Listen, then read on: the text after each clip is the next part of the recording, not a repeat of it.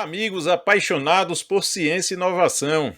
Este é mais um episódio do Eletricast, um podcast que permite você conhecer a aplicação da teoria científica da engenharia na prática, a partir do relato sobre projetos de pesquisa, desenvolvimento e inovação. Além de mim, professor Euler Macedo, da Universidade Federal da Paraíba, encontra-se presente na mesa virtual do Eletricast o professor doutor em engenharia Luiz Gonzaga Trabasso, pesquisador-chefe do Instituto Senai de Inovação em Sistemas de Manufatura e Processamento a Laser. Agora eu vou apresentar um pouco o nosso convidado. O professor Luiz Gonzaga possui graduação em Engenharia Mecânica pela Unesp, mestrado em Engenharia e Tecnologia Espaciais pelo INPE, doutorado em Engenharia Mecânica pela Loughborough University, na Inglaterra, graduação em Teologia e pós-doutorado em Human Centered Systems pela Linköping University, na Suécia. É um dos fundadores do Centro de Competência em Manufatura do ITA, um centro de pesquisa que executa projetos de pesquisa aplicada com parceiros industriais de diversos setores. Atualmente é pesquisador-chefe do Instituto Senai de Inovação em Sistemas de Manufatura e Processamento a Laser, sediado em Joinville, Santa Catarina, e professor titular, colaborador da Divisão de Engenharia Mecânica do Instituto Tecnológico da Aeronáutica. Suas áreas de pesquisa são desenvolvimento integrado de produtos e mecatrônica, com ênfase em automação industrial e robótica. Caro professor Gonzaga, seja muito bem-vindo, muito obrigado desde já pela sua participação. E verificando esse seu vasto currículo, eu constatei que o senhor atua em uma pesquisa aplicada já há muito tempo. E eu gostaria de saber, em seu ponto de vista, o quanto esse tipo de pesquisa é importante para o desenvolvimento do Brasil. Bom, prazer em estar aqui. Euler, obrigado pelo convite. Um abraço a todos os ouvintes. Então, esse tipo de pesquisa aplicada ele é fundamental para o aumento da competitividade do setor industrial do Brasil. Nós todos, na área de pesquisa acadêmica, nós temos que nos preocupar com as nossas publicações em revistas indexadas, publicação de patentes, mas isso não basta para elevar o nível de competitividade das indústrias do Brasil. É preciso que a gente faça uma tradução desse conhecimento, dessas inovações que são essenciais, como um passo inicial, mas que elas sejam transformadas em nota fiscal. Em algum momento, todo aquele nosso achado, toda aquela nossa inovação, ela deve ser convertida para algo tangível que possa ser aplicado de uma forma prática e pragmática, no sentido de aumentar a competitividade da indústria. Quando a gente constata que, eu já vi vários artigos sobre isso, que aumentou o número de publicações do setor acadêmico e de pesquisa do Brasil, ótimo. E às vezes a gente sempre compara, olha, a Derivadas está começando a se ficar parecida com a Coreia, ok, de publicação. Mas se a gente olhar, então, para a competitividade da indústria ou do Parque Industrial Nacional, essa tradução não acontece. Ou seja, enquanto a inovação é algo assim corriqueiro e do dia a dia sendo aplicado nas empresas, isso não acontece no Brasil. Então, o maior desafio que eu vejo é essa conversão dos nossos resultados de pesquisa tecnológicas e científicas que são excelentes, mas eles precisam reverberar no setor industrial brasileiro. É assim que eu vejo o maior desafio, e esse também eu vejo que é o caminho que tanto as empresas deveriam incentivar, os órgãos de fomento e a própria comunidade acadêmica, né? Se também ter isso como uma meta, não parar na publicação de um artigo ou de uma patente. É excelente. E também, professor Gonzaga, eu queria até, assim, devido a esse seu histórico, eu queria até entender como foi que começou, como se deu início a essa sua interação com projetos, a realização de projetos com as indústrias. Certo. Bom, isso desde a graduação, na hora que você tem que fazer o trabalho de conclusão de curso, tal, eu sempre fui uma pessoa muito. Hoje a gente fala, né, o BPL, a parte de aprendizado by doing, Mas isso para mim estava desde a minha infância, né? Meu avô, ele... Isso é só um fato, mas outro dia eu estava pensando, tem uma relação. Meu avô, ele comprava ferro velho para revender. E eu lembro que, ainda criança, eu ficava ali no ferro velho buscando uma peça ou outra, encaixando. Ou seja, o hands-on sempre foi algo próximo, é, da, desde da minha infância e da academia também. Eu sempre procurei fazer os trabalhos que tinham algum apelo de tangibilidade, fazer algo que eu pudesse, até pela minha opção por engenharia mecânica.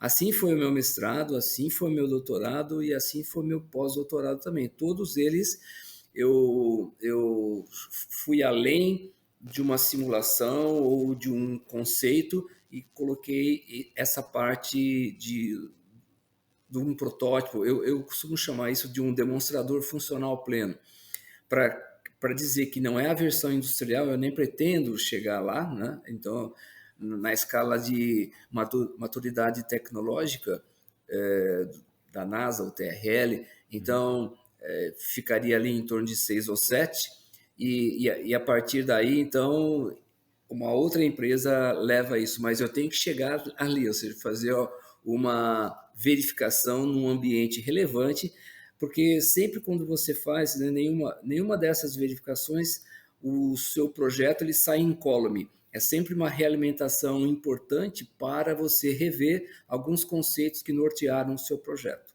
Então, é mais ou menos esse mindset, desde criança, que eu gosto de ver as coisas assim tangíveis. Hoje está na moda também o termo maker, né? A criança, então você já É, era uma criança maker sem saber, né? Mas exatamente, sem saber, sem saber. muito bacana. E até pelo que o senhor comentou agora na sua última pergunta, na sua última resposta, perdão, quais seriam alguns exemplos de projetos que iniciaram dentro do laboratório e que chegaram ao mercado, assim, de acordo com a sua experiência? Legal. Eu vou citar dois exemplos. Nós desenvolvemos, quando eu falo nós, porque esses projetos que eu vou citar, né, eles não cabem na cabeça de uma pessoa só, né? Então é sempre uma equipe de projeto. Mas eu fui o coordenador e o mentor em ambos. Eu vou citar aqui, que foi um projeto exitoso entre o ITA e a Embraer. E é com muita alegria que eu vejo que tem a versão comercial do que eu vou citar, operando no Legacy 500, no KC390, em algumas linhas de produção da Embraer.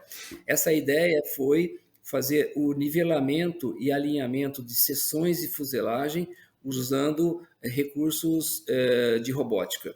Então, nós testamos esse conceito com um robô comercial, antropomórfico, de 6 graus de liberdade, e um outro, isso para uma seção de fuselagem, e a outra seção de fuselagem, nós desenvolvemos um robô cartesiano de 12 graus de liberdade. E aí, por uma parte de metrologia de grandes volumes externos, eles guiavam, então, essas duas seções de fuselagem por meio dos robôs.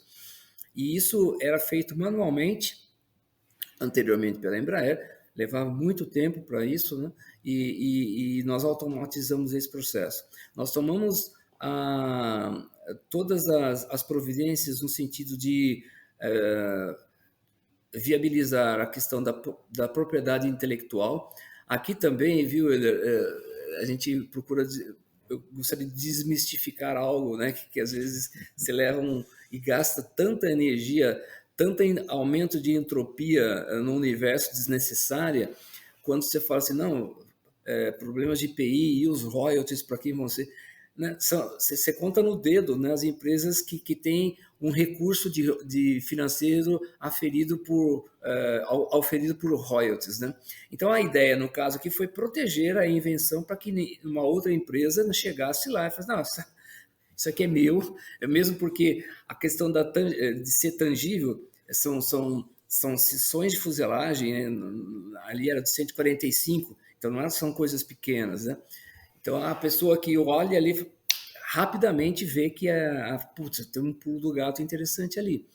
Mas aí a gente tomou todas as providências em termos de propriedade intelectual. aqui também cabe, né, quando a gente fala de competitividade da indústria nacional, um fato que é lamentável e triste. Todas as patentes que nós colocamos foram feitas no USPTO, nos Estados Unidos, porque demora 2 anos, no máximo. Aqui a gente sabe, né, que é 8, 10 anos, né, com sorte.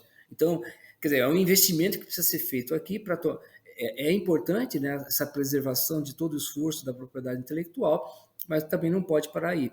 E aí, então, o que a gente fez nesse projeto, e essa aqui, já antecipando algumas respostas de outras perguntas ou algumas dúvidas que as pessoas podem ter agora, é importante que nesses projetos de pesquisa, desenvolvimento e inovação, já se tenha uma preocupação desde o início em identificar alguma empresa que possa pivotar a solução de demonstrador para uma solução comercial. Ou seja, superar, né, com êxito o Vale da Morte. É preciso pensar na ponte do TRL 7 para o 9 desde o começo. Claro que você não vai colocar isso como um requisito lá no começo, mas à medida que o projeto evolui, essa tem que ser essa preocupação para que a gente consiga ter a versão de produção ou versão comercial na empresa que financiou e fomentou o projeto. Aqui tem uma diferença importante, Euler, que eu costumo dizer assim, então, como é que você identifica essa versão de um demonstrador funcional, ou de um protótipo, ou de um MVP da versão comercial? É simples, para mim tem 2 indicadores. Você fala assim, se a empresa, com o meu demonstrador do projeto, fala assim, agora eu quero uma garantia de 3 anos. Você garante assistência técnica? Não e não. Então, não é minha função, não quero concorrer com as empresas que fazem a automação e vivem disso e oferecem essas soluções. Mas desde o começo, essa preocupação ela tem que existir. Não dá para depois que estiver pronto, falar, e daí? So what? Como é que eu faço agora? Você não pode, por isso que chama Vale da Morte, né? Não tenho essa estatística, mas certamente em muitos laboratórios de ICTs aí ao longo do Brasil, né, tem demonstradores ou MVPs muito legais que estão trancados no armário, porque faltou esse pivotamento. Então, essa solução dessa solução robotizada de alinhamento e nivelamento de seções de fuselagem, ela é uma solução que está hoje sendo usada pela Embraer. Bom, a nota triste aí é que a empresa que capaz de fazer esse pivotamento é uma empresa chamada Seattle, Estados Unidos, né? Então, mas enfim. Mas está lá, está rodando, né? Então está ajudando a empresa, a Embraer no caso. E o outro exemplo, que também é bem legal e segue exatamente a mesma linha, esse é um exemplo aqui de Joinville, aqui no Instituto de Manufatura, que existe uma tendência das plataformas ou nas plataformas offshore de extração de petróleo de minimizar a presença de colaboradores ou de funcionários nas plataformas. Porque tem a questão de segurança e, por conta da questão de segurança, deriva um alto custo para manter essas pessoas em condições adequadas de segurança e operação. Então, a ideia é tentar, no máximo possível, tirar essas pessoas dali e colocá-las em funções mais adequadas. Então, uma das funções que esses operadores fazem é a pintura das plataformas, tanto das plataformas, como a gente consegue, ou dos navios FPSO. E precisa pintar por conta do alto, né, ambiente corrosivo e tal. Se não fura a plataforma mesmo, só por placas, descolamento de placas de corrosão. Então tá. Então, normalmente se pinta ali a forma tradicional, andaimes, operadores e tal, né? Mas aí, no caso, são plataformas. Então, a plataforma ela fica toda, né, adernando, né, em graus assim. E se esse grau for acima de 5 graus, então tem que subir o andaime, porque é uma condição de perigo, né? Então tem tudo isso envolvido nessa questão. Então, nós desenvolvemos aqui um robô de cabos que faz essa pintura automática. É um robô que ele é usado então na parte plana da plataforma. São duas gruas que ficam na parte superior e com 4 cabos que ficam movimentando esse robô enquanto a pintura ela é realizada. Aqui tem um número interessante que um operador de plataforma na parte de pintura, ele consegue pintar 20 metros quadrados por dia. 20 metros quadrados por dia, né? Mantidas as condições operacionais adequadas. Esse robô que nós desenvolvemos, ele pinta 300 metros quadrados por hora. Então, são ordens de grandeza em termos de aumento de produtividade, mantendo a mesma qualidade de deposição de tinta. E aí, o robô não se importa com se a plataforma está adernando ou não, pode pintar de noite, enfim, tem uma série De vantagem, né? uma série de vantagens. E nesse caso, nós tomamos essa providência, é a mesma narrativa. Então, até um certo ponto, nós vimos que de fato ele tinha conteúdo, uns main claims em termos de patente. Nesse caso, assim como no primeiro caso, a patente foi depositada pela Embraer, aqui a patente foi depositada pela Petrobras. E então tomamos essas providências, papers, depois da patente publicada, aquela história toda, né? Eu não estou omitindo nenhum passo. A gente só não pode esquecer de uma empresa que tem que levar esse demonstrador do TRL7 para o 9. Então, nesse caso, como é uma empresa, né, do porte da Embraer, da Petrobras, diferentemente da Embraer, que era um caso mais um nicho específico, né? Então foi feito um edital de licenciamento, e esse edital de licenciamento, aí várias empresas concorreram e uma foi selecionada pela Embraer, que ela está, eu não gosto de usar muito o gerúndio, mas vou usar porque está acontecendo, né? Ela está pivotando agora, porque essa é uma empresa do estado de São Paulo, de Indaiatuba, que está fazendo então esse pivotamento da versão de demonstrador funcional pleno. Eu gosto de usar essa palavra, demonstrador funcional pleno, para enfatizar que é um demonstrador, que não é a solução comercial, mas ele é funcional pleno, ou seja, todas as funções que são necessárias para que ele funcione como demonstrador estão lá e são atendidas plenamente, em termos dos seus requisitos. Tem um número que não sai nunca, e acho que não vai sair nunca da minha cabeça, que é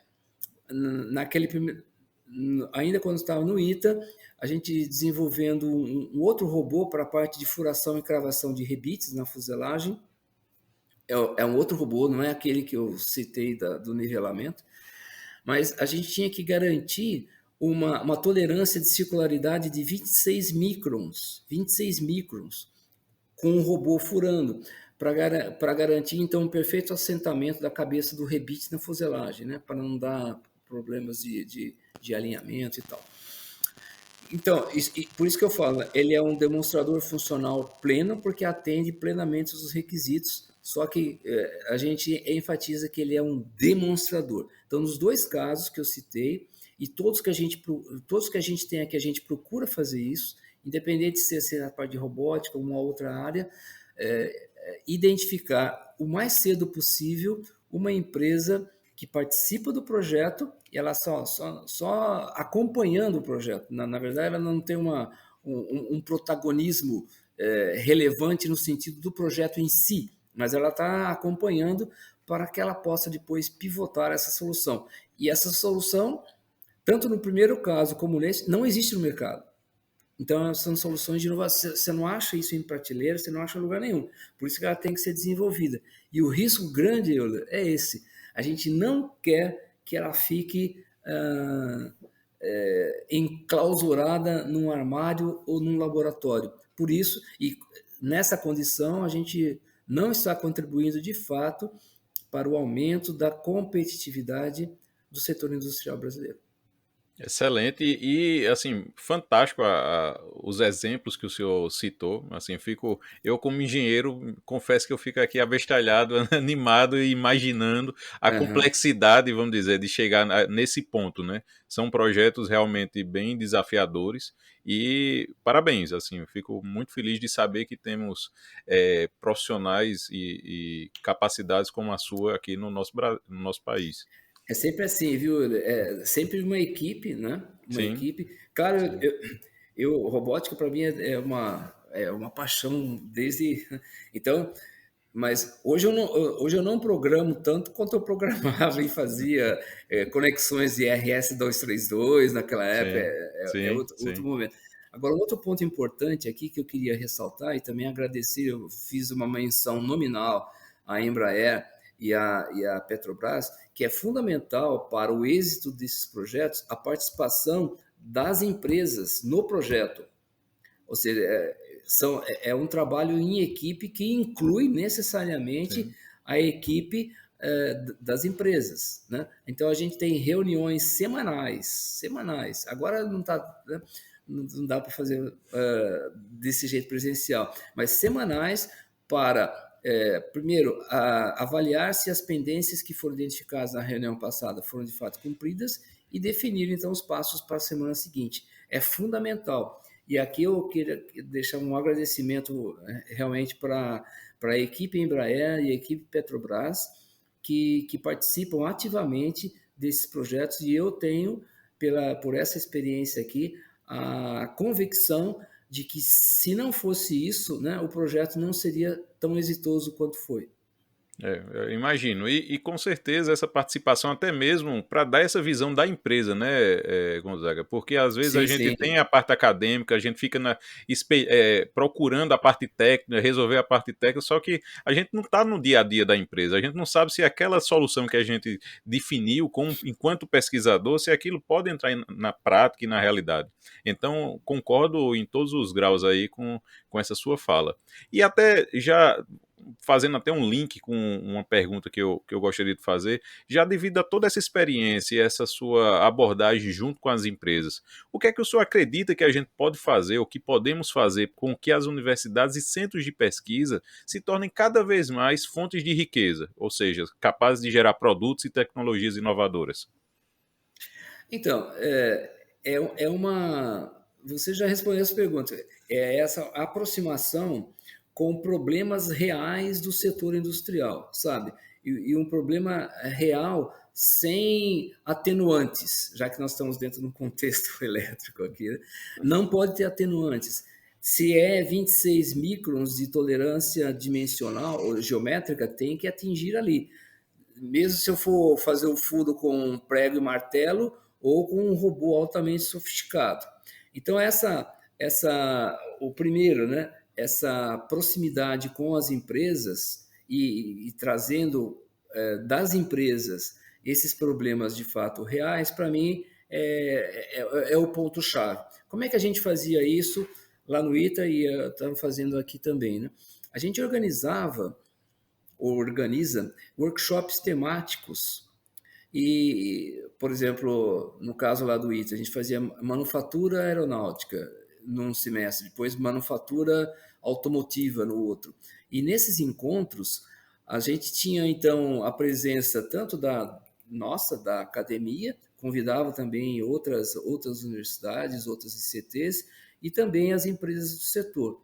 E a partir daí, a gente tinha essa oportunidade de identificar problemas comuns entre empresas diferentes. Por exemplo, hoje lá no ITA, a gente tem uma área de trabalho que é o chamado Engrena ITA, em que várias empresas que têm problemas ou, enfim, dificuldades ou gostaria de melhorar ainda o processo da parte de projeto e fabricação de engrenagens.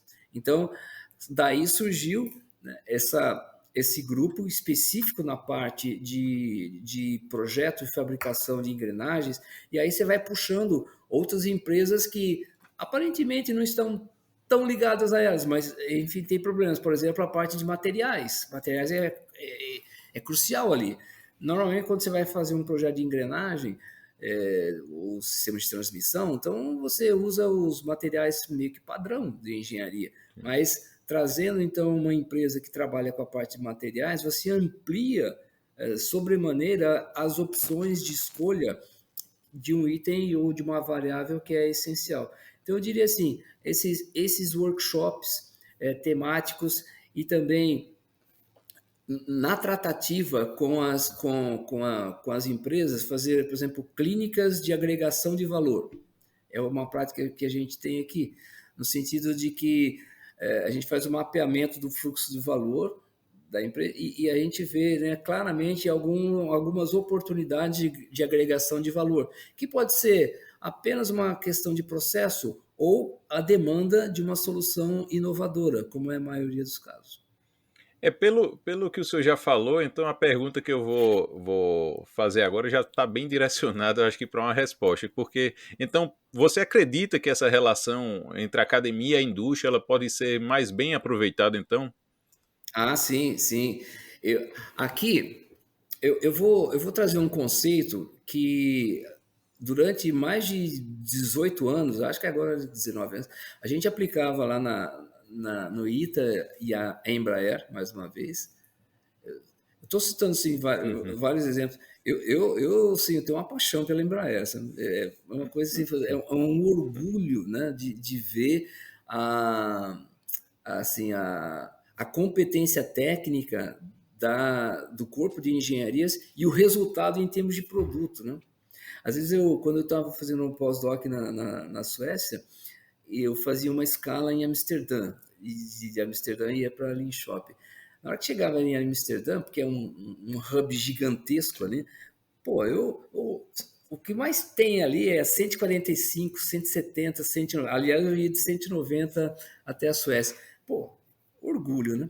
Então, mas aí, olha só a experiência que a gente tem na Embraer. Lá a gente tem um mestrado profissional em que todos os engenheiros que entram na Embraer, esses assim recém-formados, independente da engenharia que ele cursou, pode ser engenharia elétrica, naval, mecânica, produção, independente, civil. Aí ele entra nesse mestrado profissional. Só agora eu já não estou, esse ano não dei aula, mas até o ano passado sim, lá nesse mestrado. E tem uma fase desse mestrado profissional em que esses alunos são divididos em dois times de projeto, e aí a partir daí, então, eles é dado uma tarefa para eles. Por exemplo, hoje, esse avião, esse Uber elétrico da Embraer, né, que é o eVTOL, Once Upon a Time, ele já foi um objeto de projeto desses alunos aí, sabe?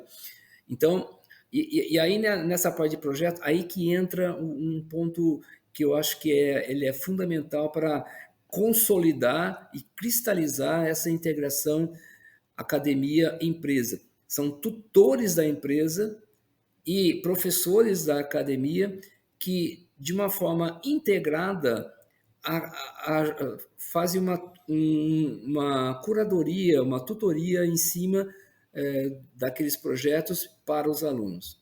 E aí, nesse caso são alunos, são ainda da academia, porque estão fazendo mestrado profissional, né? Mas olha só, três pontos importantíssimos que esses alunos vão adquirir em termos de bagagem. E eles são a expressão da integração universidade-empresa. Primeiro, eles estão tratando de problemas reais. Há muito tempo a Embraer já está pensando como é que nós vamos entrar no mercado de mobilidade elétrica. Tá? Então, problemas reais. Não é um problema livresco ou um problema puramente acadêmico. Depois, em contato com os tutores da empresa, e não são assim, são estagiários, é um pessoal sênior, que nem você e eu, sênior, que está lá, né? Mostrando. Então, além da competência técnica, o que eles estão apresentando para essas pessoas, para esses alunos? Valores da empresa. Valores. E o terceiro ponto Na convivência também, né, com os alunos, com esses gestores, tem a cultura organizacional da empresa que vai meio que por osmose entrando aí nos alunos. Então, e ainda são alunos, eles não são funcionários da Embraer, eles recebem uma bolsa pela própria Embraer, e aí depois do final do curso, né, no final do mestrado, a Embraer fala assim, olha, tem uma oportunidade para você aqui, você quer? Aí Ele pode não querer, pode não querer. Até hoje eu lembro de uma pessoa só que não quis, né? Porque, pô, depois passa ali, né, 2 anos trabalhando e tal, já entrou. Então, é uma solução ganha-ganha. Aqui, né, em Joinville, eu também eu tenho um chapéu aqui de pró-reitor das faculdades Senai de pesquisa e inovação. Beleza.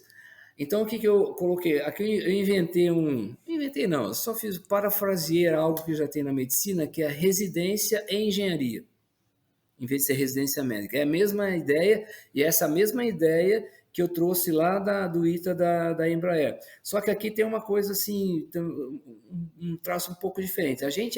Aqui, eu estou aqui no segundo andar, aqui em cima tem um hub de manufatura avançada, aqui, e tem um hub acadêmico. Então, os últimos anos da engenharia mecânica e da engenharia de produção, eles estão convivendo com essas empresas âncoras, né, que elas eventualmente contratam esses alunos com uma bolsa como se fosse de quinto ano, são bolsistas, né?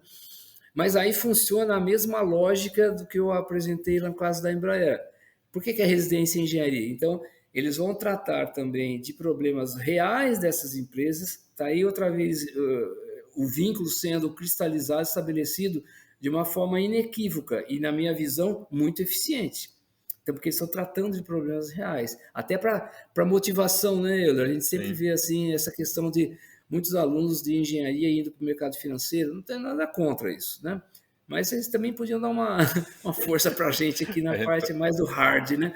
Mas, enfim. Então, eles estão tratando de problemas reais. A gente também tem tutores das empresas que vêm aqui, pessoas sênior, e aí que é feita essa apresentação ou vivência dos valores da empresa e da cultura organizacional. Ó, isso aí para o pessoal de RH é música para os ouvidos, né? Porque o pessoal já entra jogando. E nesse tempo aí, no caso 1 ano e tal, eles não são funcionários ainda, então não são ainda, né, não tem toda aquela parte do ônus da carga trabalhista, são bolsistas e também, né, não tem nenhuma obrigação da empresa contratá-los, assim como não tem na Embraer contratar. Se houver oportunidade e, enfim, as condições adequadas, é oferecida a vaga para essas pessoas. Então eu vejo que esse é um mecanismo simples, não é novidade, né? Isso lá da residência médica é da época de 1800 e alguma coisa, no Johns Hopkins Hospital, né? Lá nos Estados Unidos. Sim. Então é muito antiga essa história aqui. Mas na engenharia a gente podia adotar essa prática, mas qual que é o vínculo que tem que ter? Não pode ser um problema ou um projeto acadêmico puro e simples, né? Puro, né? Livresco. Não, tem que ter esse apelo de que os alunos estão trabalhando em algo que é relevante e ele enxerga a contribuição em termos de uma solução como uma contribuição relevante que ele está dando para a empresa e, por conseguinte, para o Brasil em termos de aumento da competitividade. Eu estou batendo nessa tecla porque ano após ano a gente vê, né, a participação e a contribuição da indústria, né, como cada vez menos importante, um percentual cada vez menor, né? E você não vê, claro que você fala assim, pô, então basta isso para resolver o problema? Não é isso, mas essa é uma iniciativa concreta que está na mão, né, desse binômio universidade e empresas, e aí também você vai adequando. A gente sempre ouve, né, Bom, faz tempo que eu não ouço isso, né? Mas é assim, não, universidade o pessoal não tem noção de tempo, né? É. Para eles não, não, aqui já faz tempo que eu não vejo isso, né? Porque a ideia é assim, começar por um projeto pequeno, talvez, e eu sempre falo assim, olha, quando tem uma empresa que o pessoal não nos conhece, felizmente essa parte do capital relacional, depois de um certo tempo de vida, né? É. Você tem isso, então a pessoa, não, a pessoa confia. Mas começa com um projeto pequeno e eu sempre falo assim, try us. Vamos fazer um projeto aqui, então, para a gente se conhecer. Aí depois a gente parte por um projeto maior. Muito bacana, estou tendo uma aula aqui, viu, professor Gonzaga? Realmente Não, muito bacana. Assim, fico muito feliz de estar ouvindo isso de você, porque realmente, assim, é o que eu acredito, é até vamos dizer, até um dos motivos da gente ter criado esse podcast é justamente para poder disseminar esse tipo de conhecimento e mostrar que é possível, sim, ter é possível. uma indústria competitiva que, consequentemente, vai gerar emprego para esses alunos que a gente forma, que muitas vezes acabam, como até o senhor citou, indo para outros mercados, mas não é porque ele não goste da área, é sim porque ele vê a Sim, oportunidade de ganhar dinheiro lá não, não, não, no com financeiro, certeza. no mercado financeiro ou em outro segmento que não o da engenharia, né? Que cada vez mais está sendo assim até prejudicado, vamos dizer, pelo cenário econômico que a gente está vivendo. Então, É fico muito verdade. feliz. E até pensando nesses alunos ou profissionais que eles desejem estar preparados, vamos dizer, para esse novo cenário da inovação, professor Gonzaga. Quais Uhum. as dicas que o senhor dá, assim? O que é que o senhor acredita que é importante para esse profissional e esse aluno?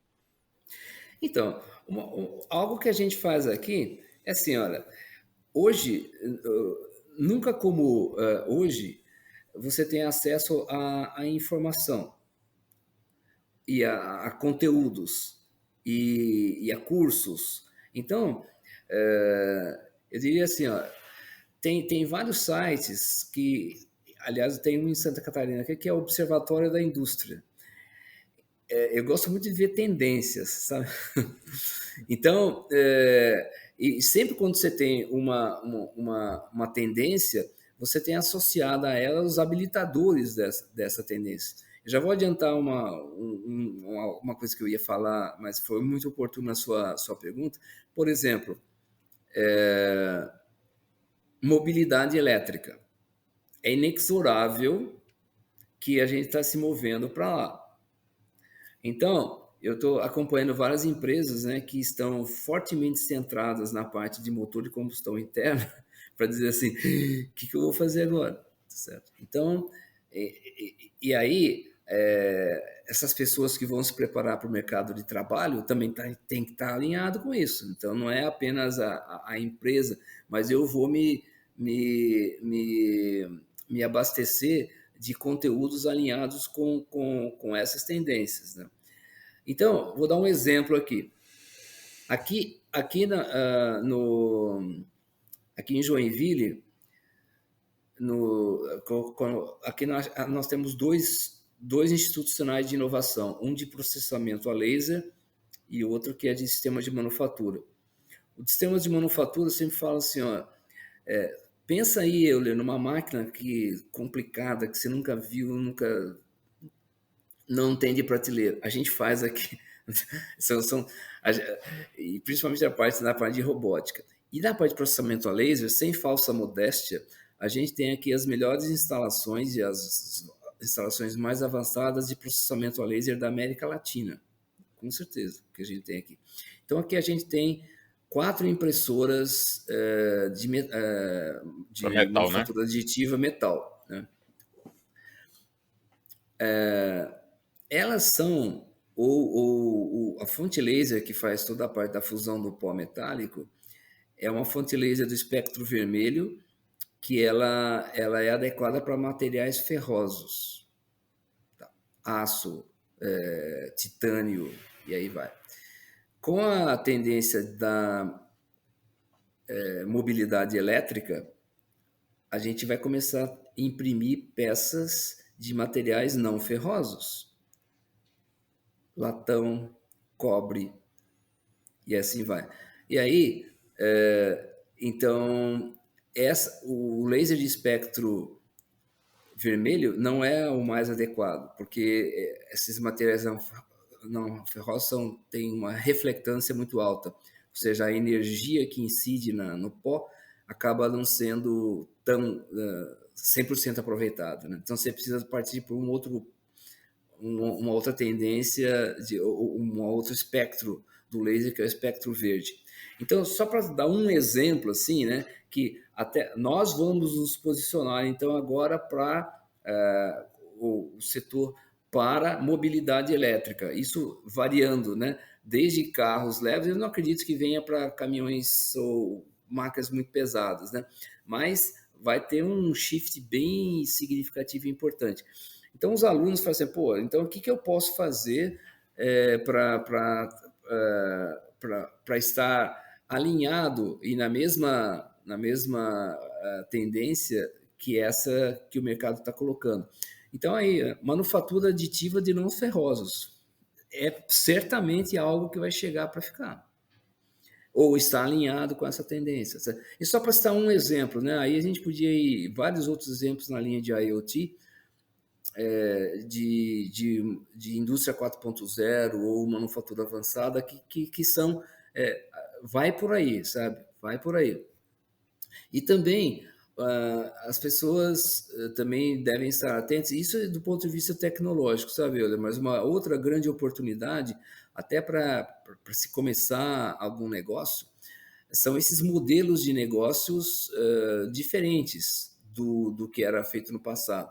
Aqui em Joinville tem uma empresa que chama-se Pollux, né, um amigão meu, que ele não vende robôs, né? Ele aluga robôs, ele aluga a solução e cobra por horas trabalhadas do robô. Então, você vê que É uma são mudança. oportunidades e possibilidades que estão chegando com essa visão de uma interatividade maior entre o usuário e a tecnologia. Isso é uma mudança também de conceito, até da economia mesmo que a gente está vivendo, né, professor Gonzaga? Então você vê Sim, que se a sim. pessoa não se adequa e muda realmente o mindset, ele não consegue vamos dizer, acompanhado na velocidade que a coisa está acontecendo, né? Esses novos Eu, modelos de negócio. na verdade, eu vou deixar aqui uma dica aí para os nossos ouvintes para pesquisar na Revolução Industrial um escocês chamado Edward Ludd. Edward Ludd, Ludd. E aí tem um movimento que foi conhecido como o movimento ludista, que eles faziam o seguinte: quando as máquinas eles eram os trabalhadores braçais, manuais, e aí quando eles viram que eles estavam perdendo os postos de trabalho por conta deles não se adequarem, né, às máquinas a vapor, então fechavam. Depois que fechavam as fábricas, eles iam lá e tentavam sabotar, né? Quebrar, jogar lá. Esses são chamados os luditas. É claro que isso não prosperou, né? Assim como não adianta ser ludita, um ludita digital agora, né? Não, esse negócio tal. É inexorável, né? Vai acontecer. Então, a ideia é você estar em sintonia com essas tecnologias, novos modelos de negócios. Tem aqui um exemplo, mas a gente podia ficar aqui um tempão discutindo cada um dos habilitadores da indústria 4.0. Ah, muito bacana. E até, professor Gonzaga, você falou, quais seriam hoje as tecnologias que estão no seu radar? O que é que você tem lido, estudado, só para fechar aqui esse Tá, nosso bate-papo? tá. Legal. Bom, eu vou falar de um ponto aqui que é uma percepção que eu tenho e é o que eu trabalho no dia a dia aqui hoje. Então, se fala assim, do futuro, tá? É manufatura aditiva metálica. Manufatura aditiva metálica e essa derivação que eu falei para você sobre como acompanhar a tendência da mobilidade elétrica.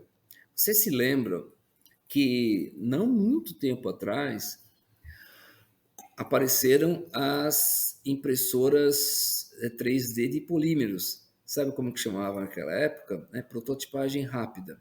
Eu comprei duas máquinas quando eu era ainda eu trabalhava lá no ITA. Uma era chamada Genesis de uma empresa americana chamada Stratasys, e outra que parecia uma geladeira do tamanho, né?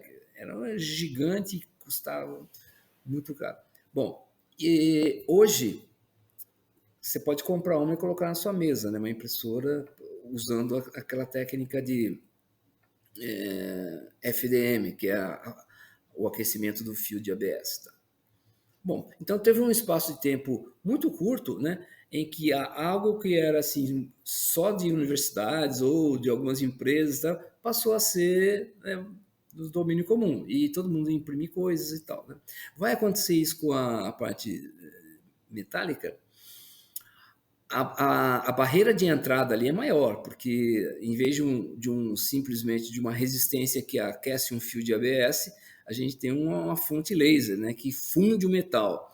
Ok, mas vai chegar à medida que mais empresas e mais setores estiverem fazendo uso disso. Né?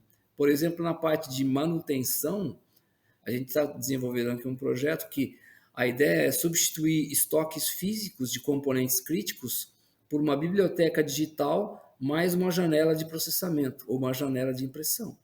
Então, vai chegar. Então, em termos de... Não é uma tecnologia nova, ela já existe, mas em termos de próximos passos, é que ela vai se popularizar, não no sentido de cada um vai ter uma impressora metálica na sua casa, mas em termos de empresas ou um pool de empresas, tendo uma que serve aquele hub de empresas.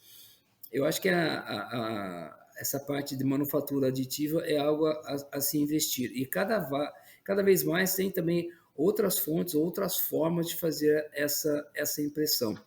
Mas aí, então, são, na verdade, duas tendências. Uma, no sentido de fazer com que elas estejam mais no nosso dia a dia, para imprimir coisas, então vai ter uma oficina ou uma dessas impressoras embarcada numa determinada plataforma que serve em várias outras, ou no setor elétrico, enfim. Então, essa é uma tendência. E a outra tendência é o pivotamento da parte de materiais de ferrosos para não ferrosos, em função da mobilidade elétrica que chegou para ficar.